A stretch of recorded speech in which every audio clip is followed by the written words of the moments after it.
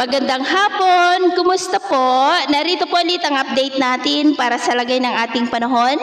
Ngayong hapon po ng September 20, 2023 na kung saan sa ngayon ay patuloy pa rin ang pag-iral ng Intertropical Convergence Zone at nakakapekto pa rin po ngayon dyan sa may Visayas at Mindanao. Ang ITZZ po ay breeding ground ng mga sama ng panahon dahil lang dito po nagsisimula ang mga low pressure areas mula sa mga sirkulasyon na nabubuo sa salubungan ng mga hangin at mula sirkulasyon na ito ay posibleng lalakas sa susunod na mga araw gaya ng inyong nakikita at posible na maging bagyo pero posible pa po na magbago ang pinapakita dito kaya patuloy po tayong mag-antabay sa mga susunod na updates. At ito naman ba pinapakita ng forecast model natin pong ginagamit hanggang sa susunod na 2 linggo. At sa lagay po ng ating panahon ngayong hapon dahil sa ITZZ at mga localized thunderstorm ay maulap pa rin ang kalangitan na may mga pulupulong pag-ulan sa ilang bahagi po ng Ilocos Region, Cordillera, ilang bahagi ng Cagayan Valley, ilang bahagi ng Central Luzon, Metro Manila,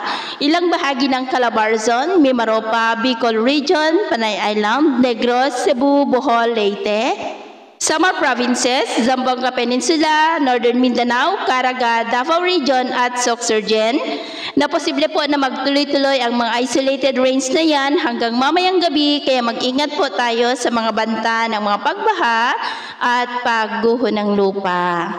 At sa atin naman pong mga baybayin, wala naman po tayong nakataas na anumang gale warning signals, pero iba yung pag-iingat lamang po kung papalaot tayo para mas makaiwas sa mga sakunang pangkaragatan. So, yun po ang latest update natin sa araw na ito. Ako po muli si James na nagsasabing, sa kahit anong pagsubok po na darating sa ating buhay, huwag po tayong mawawalan ng pag-asa. Thank you and God bless!